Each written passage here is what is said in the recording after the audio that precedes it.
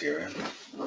Welcome to another continuing saga of the Quick Fix Golf webinars on Wednesday night. We're taping this so that a lot of our members that couldn't be here can at least watch and listen at their leisure whenever they want to. They go right into the member section, and just right there they have the archive of all the webinars, and they can watch them all. Now tonight we're going to talk about, should I buy golf clubs? This is an important one to me because I pride myself on not selling golf clubs to somebody that doesn't need them. And that's one of the pet peeves I have that, this is Paul Belmont here. What is it? Yeah, Paul, the webinar's on. Yes. All right, goodbye. That's on the tape now. Glad you know. Thanks. Okay, anyway. You can go into a lot of big golf stores, and I'm not going to mention any names, but I know for a fact that they'll have calls in the morning and from corporate, whatever, and they'll tell them, hey, you know what, we need to move this and this, or this and that has to move, or you got to sell this, or get the... And they want to sell what they have on the wall because they've got, an investment in it. They want to get rid of it. And that's one reason why I do not have golf clubs in stock. In fact, if you come out to our place, even if you wanted the single length golf clubs that we're making right now, I make them without the grips on it so that we can cut the club to fit you properly, bend the lie angles and all that kind of stuff right there, on the spot. You can't have a fully assembled set of golf clubs, but that's a whole other ball. We'll go over that before it's all over. But you have to, and I think I've got a slide here that says that. Where is it here? It depends. Should you buy golf clubs? It depends. You need a non-biased appraisal, and you need to talk to someone who does not make their living selling golf clubs. Mucho importante. As a perfect example, I remember Nike was all over Tiger Woods because he was using a head that was 5 years old on his driver. And they were upset because they're trying to sell the new head design. Even in golf balls, on the senior tour, the guys are playing with a Titleist V1 that's a 3-year-old version.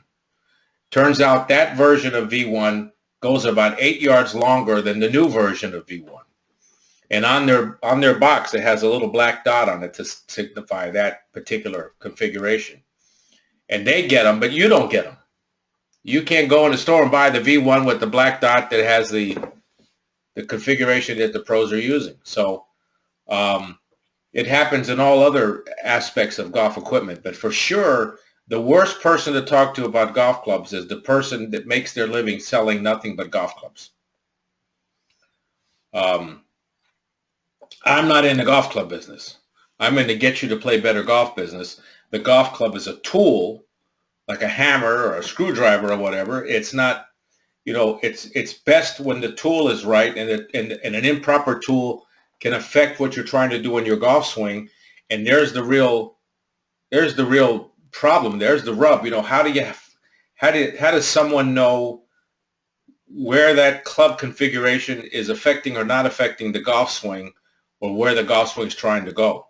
And there's where the real problem comes when you walk into a store and you got somebody that's on the floor and they just there to sell golf clubs and they get paid so much an hour, and they don't really know your swing. They might say, here, hit a few balls. Well, it doesn't go that way. I'm telling you. And it's a perfect example. If you ever go to a senior tour event and you can see Bernhard Langer, look at his bag. You are going to freak out if you saw the bag of junk that he has in his golf bag. You wouldn't believe it. You would not believe it. All different clubs. They don't even match. Some don't match the other, and they're all beat to crap and everything. He has built those over time, and he's very slowly and very methodically learned his golf clubs and learned how they work with his swing. And that takes time. You can't get a new set of irons every year. I mean, you can't. It takes time to get used to them and find out the pitfalls of what you like about them, what you don't like about them, and what have you. So let me get past this stuff. Nobody else would just say that didn't even belong in here. Okay, here we go. you've got all these launch monitors and stuff, and it's cute, but there's a real problem. You go to a place for a fitting, and they say, you think you need golf clubs, and you're not sure whether you do or not. And they say, well, here, hit this one, and then hit this one, and the computer's going to tell you which one you should use. Well, the problem is the computer doesn't know when you made your best swing, or what is your best swing, or where are you swinging now, and where should you be swinging in the future if you worked on it. So the golf club, like again, I said, it's just a tool, but it can hinder, an improper configuration can hinder your ability to improve. Buying an hindered configuration, here you spend all this money and you don't realize that quite possibly you're worse off than you were in the first place, and you're trying to get better. That's the part that bugs me. And I feel sad when I see somebody shows up with a set of golf clubs. I just bought these, and I said, okay, let me see. And I watch him hit a few balls, and I go, oh, man. The guy said he fitted me. I said, yeah, he fitted what? Look at your swing. Here, let me show it to you on the video. You fitted that? Give me a break. See, there's why I can't make a living selling golf clubs, because when I see a student, I can't, and for you guys that are out of the country and out there, this holds true for you. I mean, I know you might not see me personally, but at least this information will help you when you talk to somebody else.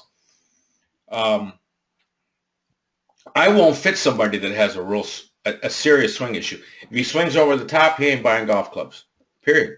Unless there's something so terribly wrong with his clubs that are hindering his ability to even practice or get better. He's not buying golf clubs, because as long as he's going over the top, the shaft is bowing and the toe's going down, and it looks like he needs a more upright golf club, but it's not true. It's because he's over the top. So I ruined the sale.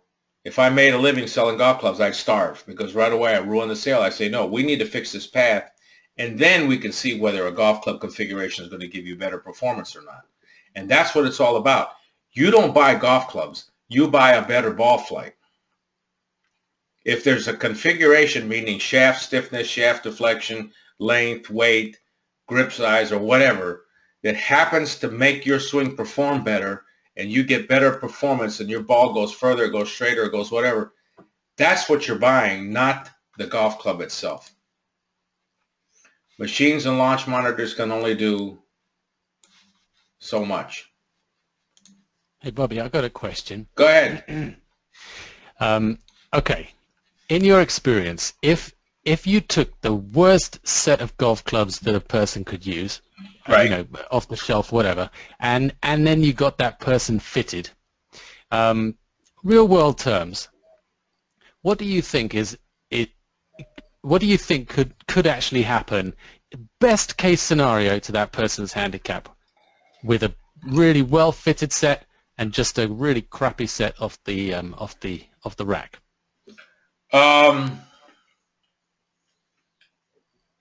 If a person is, for instance, the difference between a 1 handicap and a 6, it could be at least 3 or 4 strokes. Really, that much? Oh yeah, maybe even more. I mean, really, you know, it depends on. Look at it this way. Let's pretend this. I'm going to put you in a pair of shoes, and let's say you wear an 11, and I stick you in an 8.5. And then you go walking around with these shoes, and next thing you know, you come home at night and you say, my toes hurt so bad I can't stand it. You know, it's affecting everything in your life. So it's the same thing with your golf life. If you've got a golf club, and we're going to get into this, let me see if it's in the next slide here. Let me answer this question as we go along, if you don't mind, Adam, because sure. the question is excellent. You need golf clubs that will reward you when you make your best swing motion. That's what a good fitter is looking for.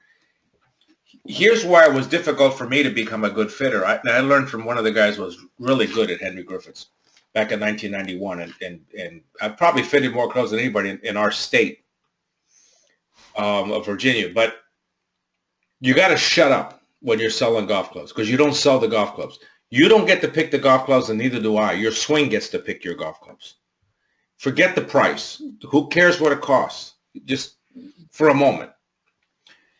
You don't get to pick your golf clubs, Because if you do, what you're going to say is, I'm going to take a pair of 8.5 shoes, I'm going to put them on, and I'm going to curl my toes, and I'm going to learn how to walk like that because I want these shoes because they look so good. So you can't just pick a set of clubs because Tiger hit them, or a set of clubs because Phil Mickelson hits them, or I love the way those look, or I saw a good write-up on the internet and they talked about how great it was and there were dynamite reviews. That's all crap. Because it might turn out the set of golf clubs that you least expected are the ones that perform the best for you, and that's just too damn bad. You have to adjust to that. Your swing's the boss, not you. And it might take time to prove fruitful. And that's why when I do a fitting, it takes me about 2 hours. Most places they go, so we can fit you in 15 minutes. As soon as somebody says that to you, run. Because they don't know what the hell they're talking about. What are you trying to, in the end, through this whole process, you're trying to find a configuration that somehow gets you in the center of the club face more often than not. That's what you're looking for. There's got to be something about that club configuration that gets you in the center of the club face, which will reward you when you make your best motion. But it gets you in the center of the club face with the right motion. If you're swinging over the top, for instance, and you hit in the center with that club, that's the wrong club for you. Get rid of it. And there's the real problem, in that the fitter has to be not only a fitter, but somebody who has a really good understanding of the golf swing, which was my argument with a lot of these guys that would build clubs in their garage. They're very good at building the club. It looks not that hard to build a golf club. It's just that without a good understanding of the golf swing, they just, put together a golf club. They don't know anything about the swing. I see a lot of that in golf stores. When you go in the golf store and the guy just wants to sell what he's got, but the person there selling it to you doesn't have the qualifications to even tell you whether you have the right club in your hand or not. If you don't hit the center of the club face, don't buy it. In fact, you really should hit it outdoors and you should see the ball go. And that should convince you, when you see the ball flight is so far superior to anything else you've ever done, then you know, hey, you know what? There's something about this club. I'm in the center of the face every time, and the ball is taking off like a jackrabbit. I don't know what it is, but there's something about this club that works right for me. If your current configuration is prohibiting you from making your best motion, the problem is, let's pretend like you went to see some guy in the store and he had you hit a couple balls on a live board and he went, oh, you need your club to be upright. Let me bend it upright 3 degrees. And he bends it and he doesn't realize you're swinging over the top, and that's really what's causing the lie angle bend. It's not the golf club. And he bends the club. Now you're stuck with swinging the way you're swinging for forever. You're doomed, because you're going to have to, in order to hit the ball straight, you're going to have to swing over the top so that your lie angle is more upright than it ought to be. Too stiff, too heavy, too long, really bad lie angle, way too short. Any of those things are going to, it's not a matter of brand. See, lie angle is really important. In fact, I have that chart that I mentioned the other night. There's the ball flight loss. There it is. Well, there's one chart. You can mark on here where, and that doesn't have all the marks on. Here's the chart I'm talking about. This shows, for instance, a 9-iron with 42 degrees loft at 130 yards. If your deviation is 2 degrees, so let's say that club is 2 degrees off in lie angle, you've gone from 2 feet here at 4 degrees, 4 feet 13 inches, at 6 degrees, 6 feet 18 inches in off direction. If you look at, for instance, let's say the 55 to 100 yards, 285, 569, here's 8. If you're 6 degrees off, well, that's not likely, but let's say 4 degrees you are, so that's 6. Is it 6 feet? Yeah, I think it's 6 feet. Let me see if I can make that bigger. Oh, darn it. No, I won't make that. But it's about 6 feet. So 6 feet for some people is a 3-putt. I'm kidding. But as far as I'm concerned, if you're saying 6 feet either way, it could be 12 feet because it could be 6 feet left or 6 feet right. See? But you could see right here, 50-degree wedge, 8 degrees, 6 degrees, 4 degrees, 2 degrees. And when you look up here at a 2-iron, it's much tighter. You don't have as much variation with a 2-iron. But when are you more upset? When you miss the green with a wedge or with a 2-iron? Okay, so it's really important for your 7-iron on down, as it shows here, here's 7-yard, 150 yards, 7-iron on down. If those lie angles aren't exactly right, you're trying to drive your car with the tires out of alignment. Can't do it. I don't care what brand it is. It doesn't matter to me. In fact, the only thing a real touring pro is worried about on a golf club is the sole and the shaft. The sole and the shaft is what's really important to them, because you're going to hit two balls, the little ball and the big ball. And the big ball is the planet. And when how that club goes through the ground is vital to him. Vital. And that's why they'll grind the soles of their clubs a little bit sometimes. They usually have a trailer that follows them around. On the senior tour, that's all that's left. They don't even have the golf club companies there anymore. But they have that one guy in there who's really a good club builder. And you can go in there and he's got everything in there. And he'll grind the soles of your clubs and whatever. He's going to take a little off the toe, take a little off the heel. Because they can feel that as it goes through the ground, that the club's not going through the ground as smooth as they'd like. So that's what. Well, that's actually that's interested me for a while what you just said there, because the interaction with the turf. But what does that matter, since it's supposed to happen after the ball's gone? No. If that was the case, no, I understand here. If that was the case, then how come the ball goes to the right if it's toe down?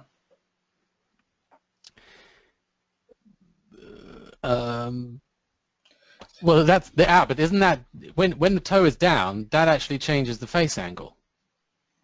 No, not necessarily. You can have the face angle still pointed this way. See the little. Hold on, let me clean this off of here. Look, see the little arrow going straight, right? So the club's pointed straight, but because it's toe down, the ball comes off to the right. The opposite on the other side. Here it's straight and stays straight. Catching the ground. Well, two things happen. If you take, and I've got a demo club. It's a sand wedge on the bottom and a 2-iron on the top. And it's got a hole drilled in the face, and I put a golf shaft in both of them. I should take a video of this and send it to all you guys. And I can tilt it over back and forth, and it shows exactly sort of what's showing on this graph. And I got nothing, and I'm not changing the face at all. I'm just tilting it toe or the heel. And you can see how much it moves. I'll take a video of that. I'm glad you came up with mentioning something there. So when you see that video, then it'll make sense to you. When the club's tilted down, ball's going to the right. Added problem is this toe's grabbing the ground and the heel isn't, which can make the toe open up a little bit. Right. See? And vice versa on the other side.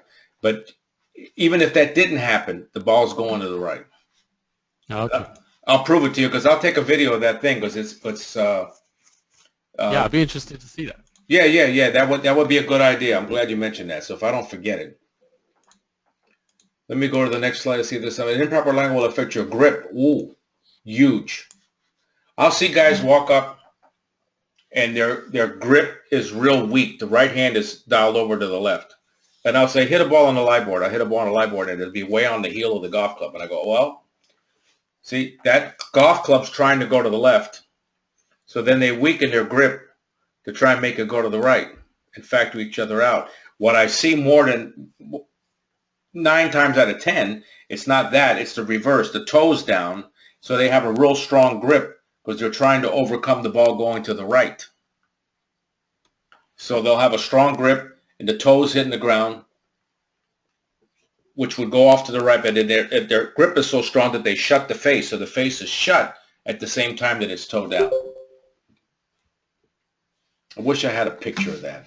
I can show you a picture of that, how that looks like. But let's say if I go backwards here, hold on. Let me go backwards. Let me go backwards. How do I go backwards? Here you go. Previous. Okay, hold it. Previous. Aha. Okay, so let's pretend right here. Let me pull this up. let's pretend I have a mark like this, right here. I hit a ball on the live board, I put a piece of tape on the bottom of the club, and it's right here on the toe, and especially right near the leading edge. I know the face was closed. The golf club isn't faced like this, it's faced like this. It was closed. Because when you close the face, take a golf club and put it in your palm and close the face, and you'll see the heel comes off the ground and the toe goes down. If the mark is right here in the center of the sole, but out on the toe, then the lie angle is too flat for that person. It needs to be moved upright, and that'll move that mark over here and get it in the center. Because ideally, you're looking for a mark shaped sort of like a football, American football, a rugby ball. Right in the center of the golf club. That's what you're looking for. That's what you're hoping for. Then you've got to determine, is it a path problem or is it a lie angle problem? So the fitter has to determine that. The person should. But this chart should be in our lesson manual. I'm pretty sure it is. If it isn't, let's put it in there. At least you could sort of self-diagnose yourself by just hitting on the board with some tape on the bottom. In fact, you can take a picture of that and send it to me, of the you know, the tape on the bottom of your club. If you want to get tape for that kind of stuff, just go to, here, hold it, wait a minute. Go to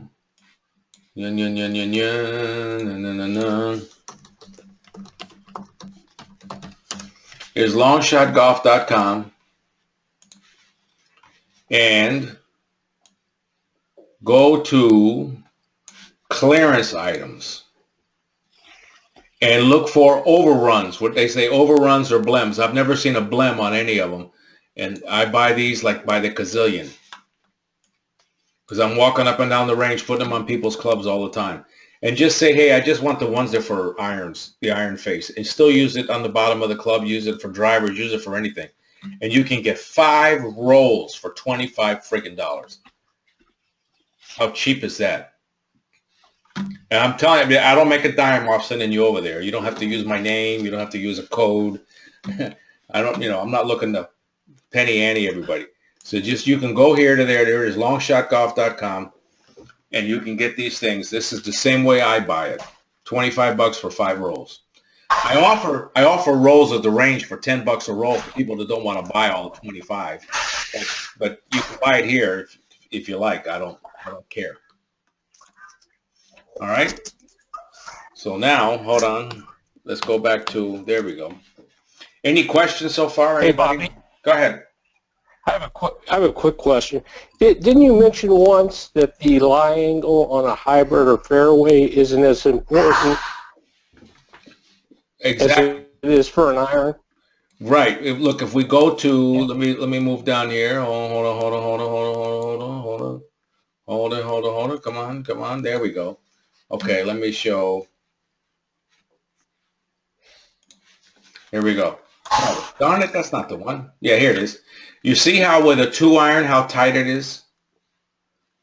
So it's even worse. You see, the reason why the wedge is so far left and right is because of the loft.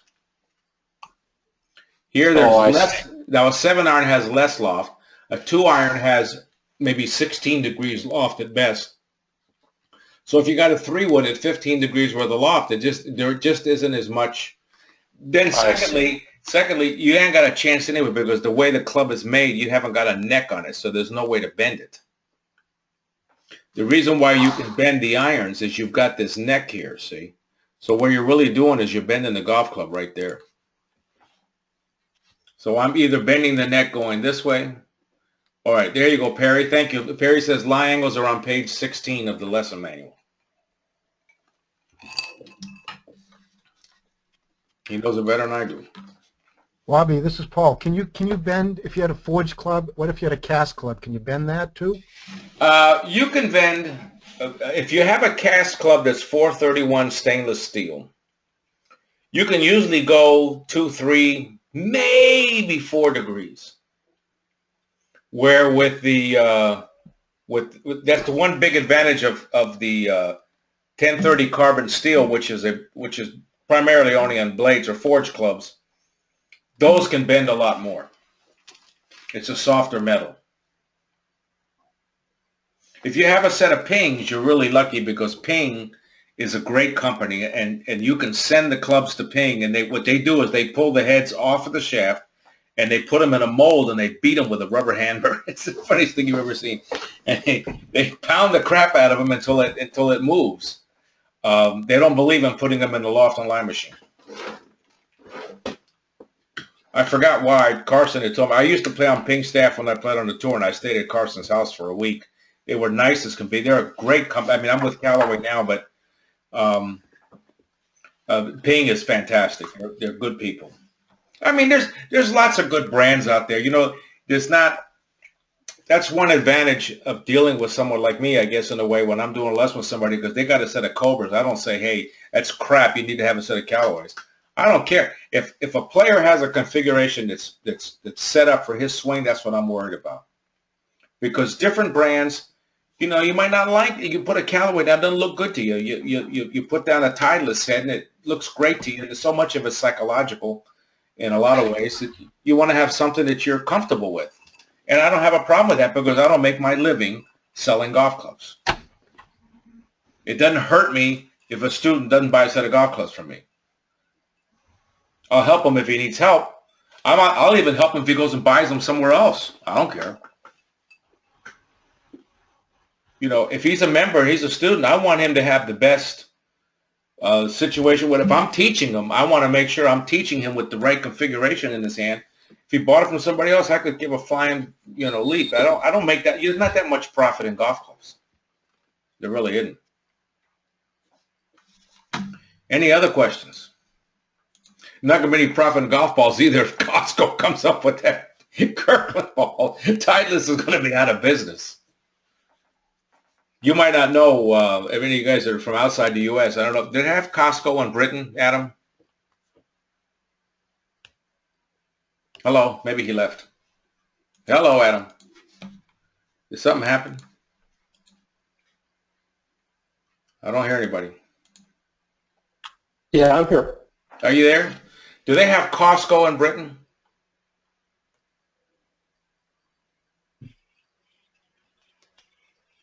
Hello? I can't get anything to work on my oh, here, wait a minute, here we go. No. The heck's going on here? Oh, that moved. All right, here's this Acer. I don't know why it's even there. Let's look at golf shafts. Okay, here we go. Let's look at some golf shafts. Opening. Oh, this is that report. In case you haven't seen this before, you want to read this. It's in the members only section under special reports. Says the shaft really matter. You'll know more about golf shafts than 99% of the people you'll talk to about golf shafts, including golf pros. Right here. This is a heck of a report. Now let's go back. Oops. I guess that has to do. No, don't do that. Oh, you dog. No, don't do this to me. You son of a gun. Wait a minute. Hold on. Oh, that's the. I'll get it back up here, gang. Any other questions while I'm pulling this thing up here? Hey, Bobby, it's Paul. Okay, I'm being picky on here, but if you're being tested on a live board, Yeah. and that board's a little above, in other words, should you be on the exact same level as the live You board? got that right. Yeah. Absolutely. Absolutely. And when this is even more picking on, you probably should be wearing the same shoes that you normally would wear. If you change golf shoes and had different thickness and sole, that could be an issue too. Is that correct? I mean, it could be 1 degree. 1 degree with a wedge could be. Now I give you a good example. I'm giving a kid a lesson. He's about 13 years old. Great swing. He's hitting balls, and about 15 minutes into it, I says, you keep choking up on your club a half an inch. Why do you do that? He says, I don't know. It feels good to me there. I said, okay. Hit me a ball on the lie angle. So put him on the board. He hits the ball on the board, and you know what? His line angle was right on the money. When he hung onto the whole club, he was 1 degree upright. This kid could feel 1 degree. So he did, and he had no idea. He didn't know what he was doing. He just said, for some reason, I hit a lot straighter right there. So he fiddled around with his club, and he found a way. And a lot of tour players are that way, especially in the older guys. They learn to fiddle and fiddle and fiddle until they got everything to work together. They didn't know. I didn't know. In 1991, I didn't know a damn thing about golf clubs. I knew nothing. And I said, I got to learn something about golf clubs. I got to know why. You know, it used to be club builders. You'd go to this. There was a golf shop in Hollywood, Florida. You went over there, and you know, you'd see pictures of Nicklaus, all those guys when they'd come down to play the Doral Open. They'd all go there to have a driver made. It was a place that made wooden-headed drivers back in the old days when that's how drivers were. And it was a golf shop. It's not there anymore, but you know, those guys weren't players. They were golf shop guys. They made clubs. And players would just, you know, try this, try that, try this, try that, try this, try that. And they found one perfect club, and they go, oh, that's just what I'm looking for. And they hit it. It was just a process of elimination. See, but yeah, I mean, lie angle's huge as far as I'm concerned. Weight is huge. If a club's a little too heavy for you, it can affect the entire complexion of your golf swing. If it's too light, same thing. Get you swinging too fast. I've seen where a person, not just that kid, but another guy, I'll take them and I'll say, choke up on that club a half an inch, and their whole swing complexion changes because now the club's a little lighter at the top of the backswing.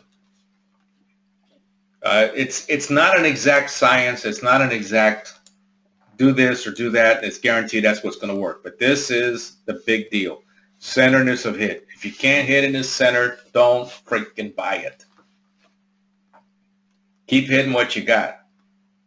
Because what's the difference? If you're going to miss the center of gravity with the piece of crap that's in your bag now, you might as well do it with a brand new club. You just spent $2,000 on it. You can't hit in the center. Why are you going to get it?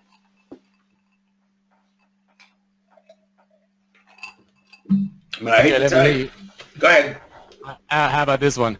So at the beginning of this webinar, I asked you how many points you could take off your handicap by buying new clubs, right?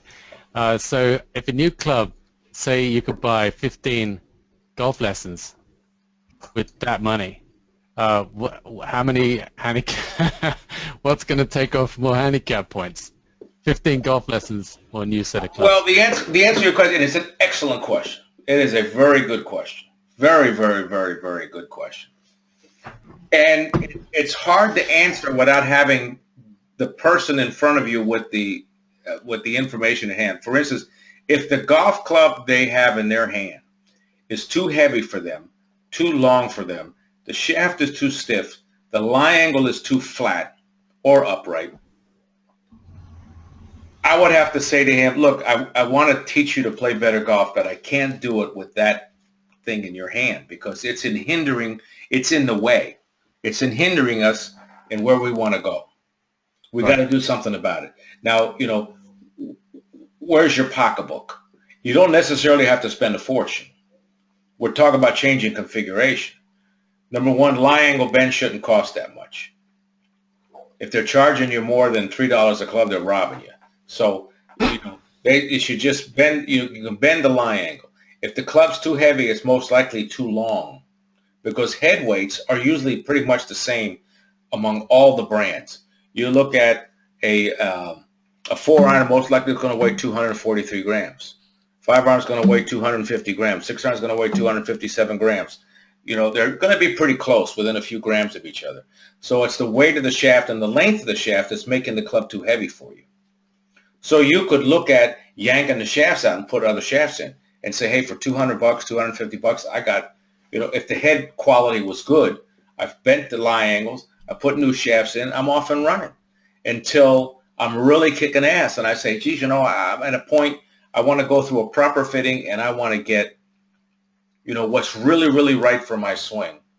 And you've got to have the 2 hours, you've got to have time, and you got to try enough different configurations, and you've got to see the results before you whip out your checkbook and say, okay, I'm going to buy that set of clubs. I'm going to spend $2,000 because it's going to help my game. See, so that's, you sort of have to make that adjustment. If I look at somebody and I say, hey, the club's not that far off for you. Let's bend the lie angles a couple of degrees or something like that. That's not bad. You've got big hands. Let's change the grips and make those a little bigger. And let's get to work on your swing. The work on his swing is going to do, or his swing or his entire golf game, because here we do a one-day school. We do chipping and putting and bunkers and all that other kind of stuff. Working on his overall golf game and his knowledge of golf is going to do more for him than going out and buying a brand new set of over a single length golf clubs for $1,100. That people do it, and I see people that buy golf clubs, they'll buy another set and another set, and every year they're buying a new set. I mean, it's crazy. I'll give you another example. I was the pro at Belmont Golf Course, which is a golf course here in Richmond, called me up one day and said, hey, we got a guy here that can't speak any English. Will you come over and translate? I said, yeah, sure, I'll come over. This was 20 years ago. And it was the qualifying round for what they called the Henrico Open here, which is on the Ben Hogan Tour, which is now called the Nationwide Tour or something, I don't know. Minor league. And he said, the guy's name's Angel. Angel. I go over there, and as I'm walking in the clubhouse, here's this ping bag with some golf clubs in there that were just absolutely beat to crap. It had little pieces of lead tape here and there on different clubs, and chrome was falling off the irons and all over the place. And I said, I don't know who these clubs belong to, but I'll tell you what, leave that guy alone, because that son of a gun knows how to play golf. Went inside, who was it? Angel Cabrera. Before he was Angel Cabrera. I mean, he was just Angel Cabrera. Just a qualifying rat on Monday mornings. Sure enough, that was his bag. I'm telling you. Hey, let me, go ahead. let me ask you, right? So when you saw him hit balls, did you just know? Was it just like, holy, that guy can play? Look, anybody who's got a set of bats that he's really worked with, it's going to be a very intense golfer. Anybody can walk in a store and whip out their credit card and buy a $2,000 set of clubs. In fact, on tour, you show up with a new set of clubs, they laugh at you. Yeah. Guys have got sets of irons, they've used them for 5-6 years. They've worked with them. Like I told you, you look at Bernhard Langer's bag, and you've never seen such a bunch of hodgepodge, bunch of crap. Half the irons don't even match each other. But he knows those clubs inside and out. He knows exactly what they should be doing for him. So that's the real hard part, and especially with a distance situation, I can watch your swing on video, Adam, and I can say, hey, look, I got the feeling it's this and this and this. As long as your path is good, you can check for lie angle. As long as your tempo and your rhythm is good, you're checking for centerness of hit. And you're not blind. You can look and you can feel it when you hit it, and you'll know it when you see it, that you'll go, damn, wow, I can't believe how I'm hitting it with that thing. Now, if the face tape shows you're in the center and that's how you're hitting it, now it might be worth the investment. But spending money isn't necessarily the answer. I've got a putter I'm using that I've been using for quite some time. You know what I paid for it? $5. That, in your money, that's $3. Not for long. $3. One of the best putters I ever had. In fact, it was sitting there in a barrel at a golf course here in Richmond, and I said to the pro that was there, I said, how much you want for that? He said, $5. I said, I'll take it. Give it to me. Actually, it's interesting. I had this really expensive putter, and I was terrible with putting, and I lost it. Don't ask me how. But and then a friend of mine just gave me his putter, his £10 putter, and I putted the best with that putter. I tell you what, I putted brilliantly, and it taught me that I needed a putter that was center weighted, not heel weighted. It was like, there you go, night and day. It was ridiculous. Listen, I've seen Arnold Palmer go through 40 drivers on the driving range. 40 of them. 40 of them. Hit one for 5-6 balls, throw it down. Hit one for 5-6 balls, throw it down. Hit one for 5-6 balls, throw it down. Arnold Palmer. It's just the process of elimination. You just don't know what it'll be. Now, sure, today you've got all this technology and stuff, and you can go somewhere and pay some guy $200 to put you through the computer, and it is helpful, but the computer won't tell you when you've made your best motion. It's just going to spit out the numbers of what you did on that swing. But you see, that's the thing with the sponsorship, is you were just saying how, you know, if they turn up with a new set of clubs, they laugh at you, right? But if you're sponsored and they want to give you their latest set, Mizuno want to give you the latest set that they designed specifically for you, you're going to have a new set of clubs every time. No, right? no, it ain't happening. Listen, when I was helping out Gene Sowers, he had a Titleist bag, right? He looked at the bag and it said Titleist with Gene Sowers on it, whatever. He was playing with a set of TaylorMade irons he's had for 6 years. His fairway wood was the Exotics, which is the, what does they call it? Tour something? Tour Edge. Tour Edge. There you go. Thanks, Dennis. Tour Edge Exotics. His driver was the M2 TaylorMade. And he had a hybrid that was an Exotic. And the rest was those. And his only thing Titleist he had in his bag was the sand wedge and the lob wedge. That's it. Probably the ball too. But yeah, he played with that V1 black dot.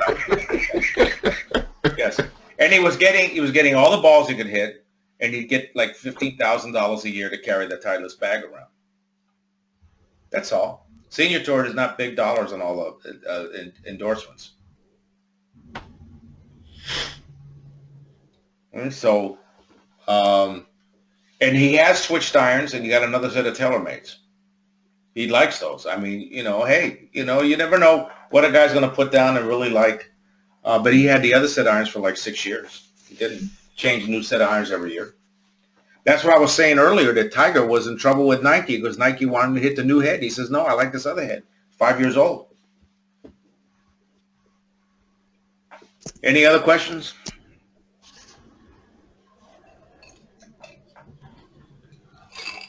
Let me throw you one other thing, and that's it. And we'll end. Now, watch this. Let's pretend this is a driver. I had this conversation with the top engineers at Callaway.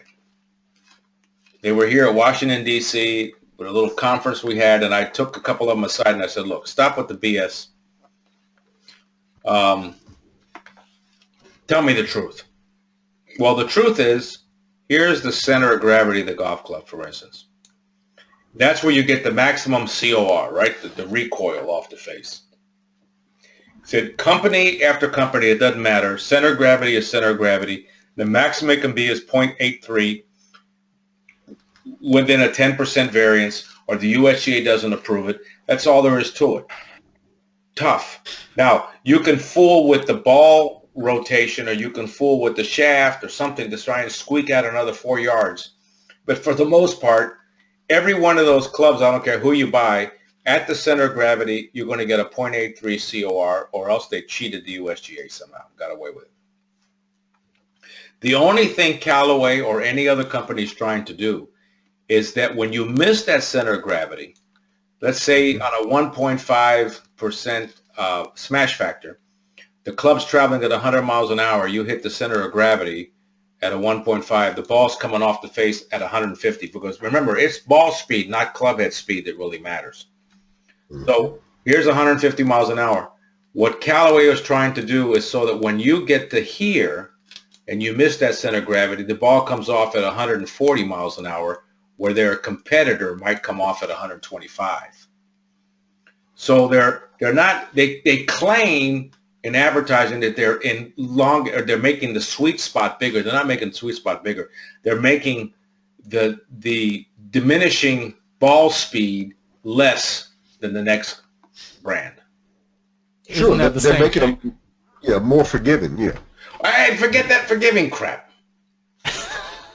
I'd like to meet the son of a gun that thought of that term, because man, that one stuck. Forgiving.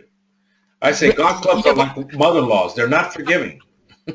Yeah, but what you just described, in my opinion, and I'm sorry I've had a vodka, but what you just described... You had a vodka, I've had a Tanqueray. Bloody good, I say, old bugger. Tip. Hooray! What I would say, what you just described is exactly what I would expect from increasing of the sweet spot. Oh, okay. I'll buy that. I'll buy that. Making the sweet spot. But it's not that you can hit it here and you get the same performance that you get hitting it here. No. I think they sort of give that impression. Oh, okay. Yeah, well, they'd certainly do that. The sweet spot's bigger. Okay, so you can hit it here and it's going to be just as good as hitting it here. BS.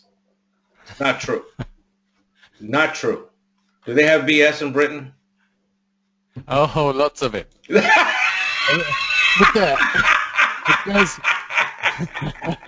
it goes hand in hand with the goat hunting. Well, let me tell you what. We got plenty over here. Just turn on the news. Oh, my God. You can hear all you want over here. I wish I could turn it off. I can't. I know. I'm telling you, man. It's unbelievable, isn't it?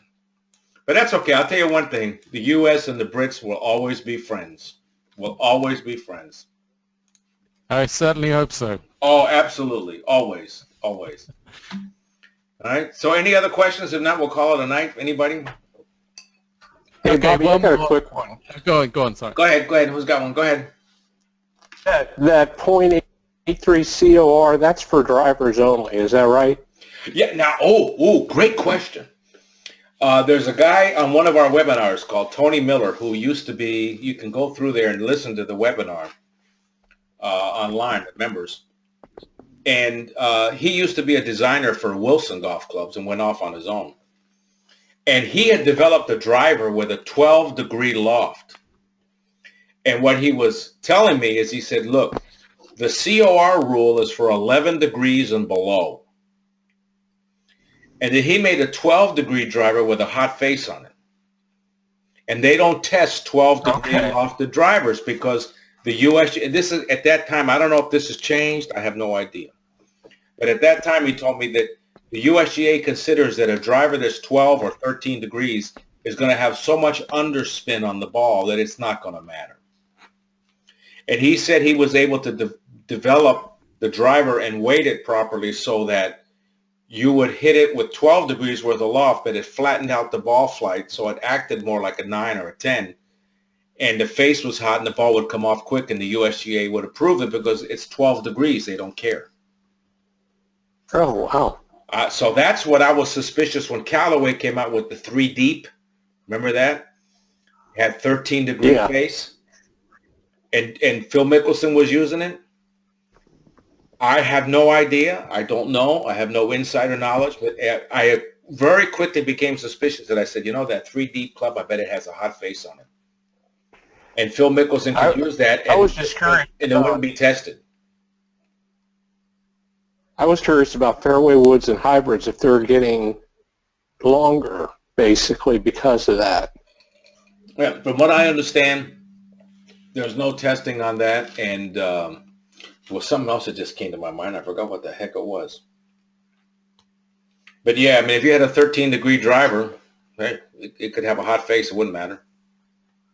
It's just you don't want the backspin, the underspin. So probably what Tony did is he put a lot of weight up here in the top of the club to bring the flight down. But look, he didn't make them famous or anything because it didn't sell. But lots of times it's just marketing. But even the Callaway 3 deep, I mean, it's gone. You don't see it anymore. Phil used to use it, but that's a good question. Very good. Any other ones? Yeah, the one that's... Go ahead. Go on. Go ahead. Who was it?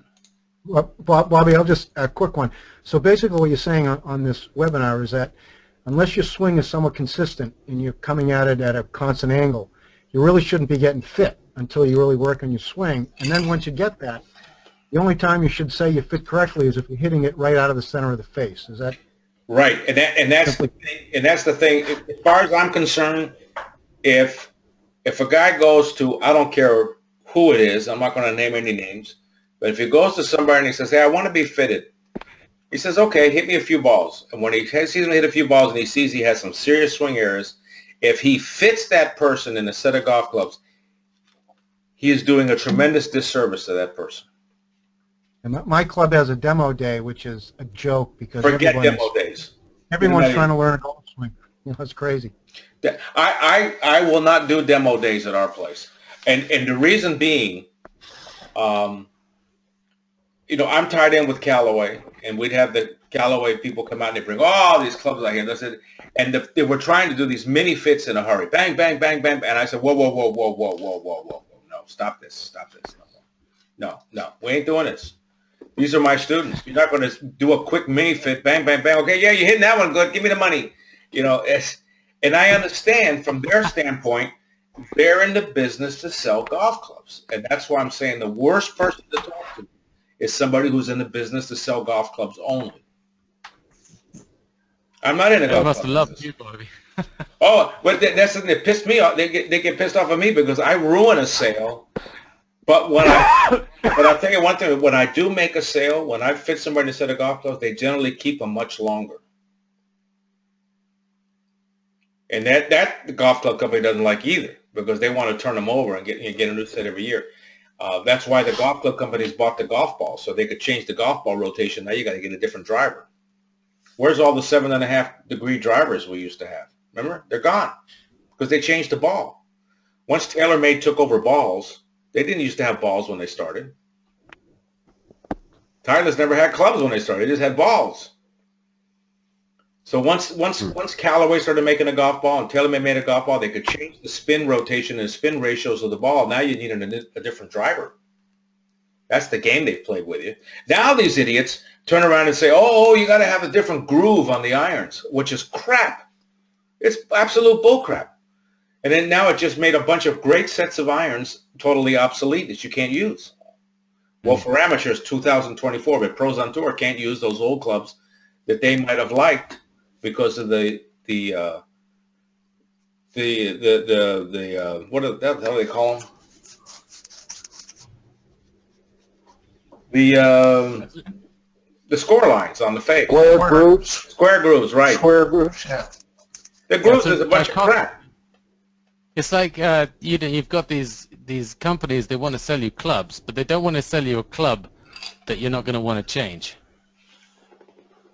Well, the thing is this: if you're going to buy clubs, and especially any of you guys who are listening in that are from out of town, send me your video, and then I can say in the video, say, look, do this and this, and then go out and get your a good professional fitter to fit you, or we can try and do something over the internet, and I can, watch you hit some balls, but just have me look at the path first, because if the path is screwed up, they can't sell you a set of golf. If they do, they're just not being fair. I refuse to do it. I won't do it. I won't sell somebody a set of golf clubs that shouldn't get them. That's just my policy. That's the way it is. So, and so far I'm not starving, so it hadn't hurt me. You can tell. Look at those things on the video. No, I'm not starving. Look at that fat Cuban son of a... Hey, Bobby, listen. I know it's getting late, but if you permit me, as tradition would dictate, I have to ask a question that's relevant to this conversation. Go ahead. Okay. So, things are going well in my swing, but I'm getting lag in my practice swing, but it's very open. The club, I can see on slow motion in my practice swings that my club is very open at impact. What generally, if everything else is, path and everything is pretty good, which I think it is, what is it that causes the club face to be open at impact? A couple of things. What can you do? Could be a toe down lie angle. It could be that you're transferring weight more than you think you are to your front foot. Mm-hmm. And as a result, you can't square the club up in time. Right. Okay, those two things. Right. Take a video and send it to me. Will do. I want it to be a good one, though. So, okay. Just send it. Damn thing. What are you say good? What are you going to have your hair done? If I had hair. Which bathroom are you using at the clubhouse? There you go. You don't have that problem in Britain like we do here, right? Now they don't know what bathroom to use. Holy crap. It's unbelievable. All right, gang. All right, Bobby. Thanks very much. Thanks a lot, partner. Thanks, Bobby. I enjoyed it. Thanks, Bobby. I'll see you next week. All right. Good night. Stay out of that ladies' room. Will do.